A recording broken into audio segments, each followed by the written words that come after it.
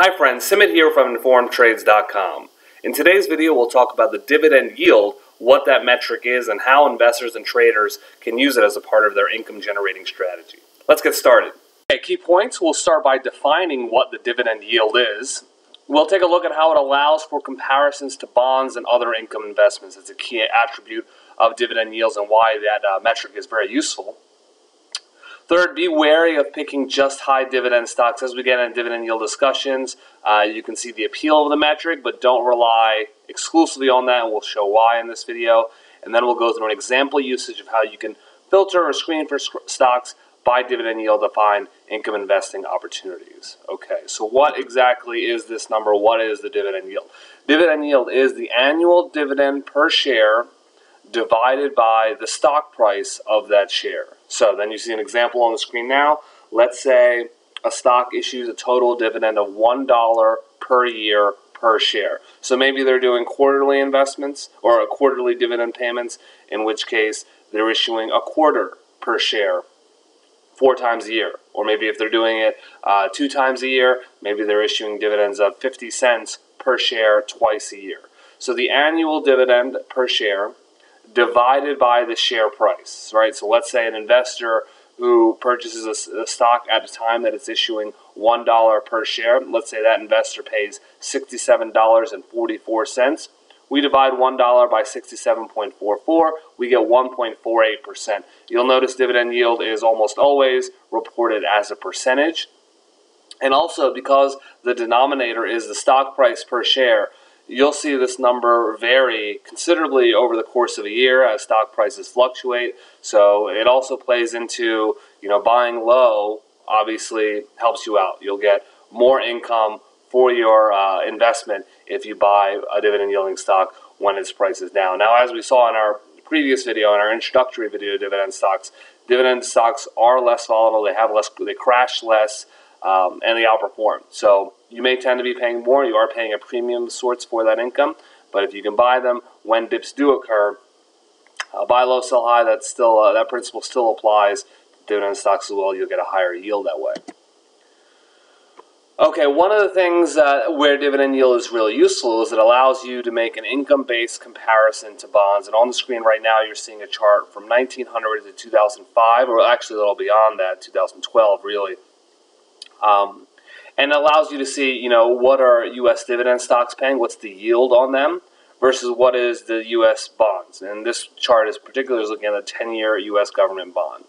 And when dividend yields start to outperform government bond yields, which doesn't happen that often, but you can see it's happened, it happens, actually, I take that back, hasn't happened that often in the past, 50 years.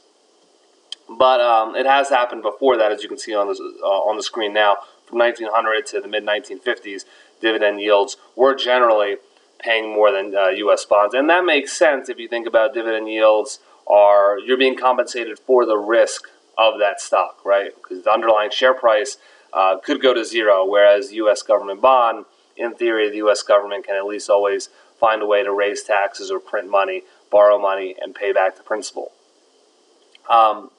But anyway, when U.S. bond yields fall below U.S. dividend yields, that may be an interesting opportunity, and that may signal to investors, I can get more income if I invest in dividend stocks than I can from bonds. I still have that risk, but what can often happen in that scenario is that dividend stocks tend to appreciate more and get more capital because they're from income reinvestment. So a lot of investors who invest in dividend stocks will take the dividends they get and then reinvest that right back. And we'll do a whole video on this later in the series. And when they do that, or when that process is unfolding, in an environment where dividend stocks are yielding more than U.S. bonds, then you may end up seeing dividend yields getting more income capital than U.S. bonds. So we may be at that turning point now, but in any event, the basic idea here is that dividend yield is a metric that allows us to compare, the yield, the income generating potential of stocks versus U.S. bonds, or bonds in general. Okay, so far we've talked about dividend yield and how it's a really useful metric, especially if you're concerned with income, if you want to generate that annual cash flow. There may be a temptation to view stocks based just on their dividend yield, and that might be a mistake. So if you looked at the highest 50 dividend yielding stocks. And just focus on the red line in these two charts. So you see this red line here. That's the median PE of the 50 highest yielding dividend stocks. And the red line here is the return on equity. So profits divided by shareholders' equity. Here we see, and the green line is the S&P 500. So on the chart on the left, we're seeing that the 50 highest dividend yielding stocks have a higher PE than the S&P 500. At the same time, they have a lower return on equity. So you're paying more for the earnings and the companies are earning less. Now these are just the 50 highest yielding dividend stocks. So it's not reflective of all dividend stocks. And as we saw in our previous video, dividend stocks do tend to outperform non-paying dividend stocks. But the point is, if you rely just on that metric of dividend yielding stocks, that may not be the right way to go. Often the stocks that have the highest yield are a bit overpriced in a way. So something to consider when you're focusing on dividend stocks. You still want to pay attention to the underlying share price and bear that in mind. There may be better deals as well as stocks that have lower risk. All of that ties us into a screener. Dividend yield is a metric you can find on a wide variety of screeners. So if you're using a stockbroker, a lot of them will have a free screener you can use. Google Finance, Yahoo Finance, all these screeners are going to have dividend yield incorporated. The screener that I really like, Guru Focus, has a whole bunch of metrics. Premium screener, though, I'll show you a sample screen that I ran just now, just sort of playing around with concepts that I thought might be interesting, worth exploring. Looking at a yield of 4%. So that was the first, I logged into my Guru Focus account. You can see I'm logged in here. And I set a basic screen of yield of 4%. So let me look at stocks that are yielding a minimum of 4%. Then I added some valuation ratios. I didn't want the price to book ratio to be higher than 3. And of course I wanted the cash to debt, which is the amount of cash the company has divided by the amount of debt, to be at least 2. So I wanted the companies to have at least twice as much cash as they do debt. I excluded OTC stocks and I looked for a market cap of $1 billion, make sure the companies are a little higher. And this is what I got. These are stocks that one could argue look really good on a valuation metric and are also yielding at least 4%.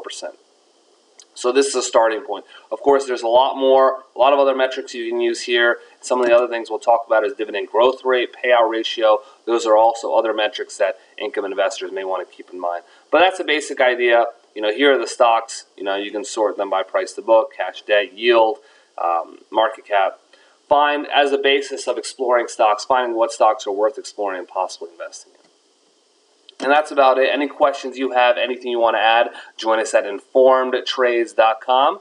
If you enjoyed this video, help us out. Make a donation at informedtrades.com/donate. And of course, if you like this video on YouTube, share it on Facebook, Google+.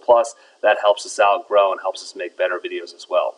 Best of luck in your trading and investing, and we'll see you next time. Take care.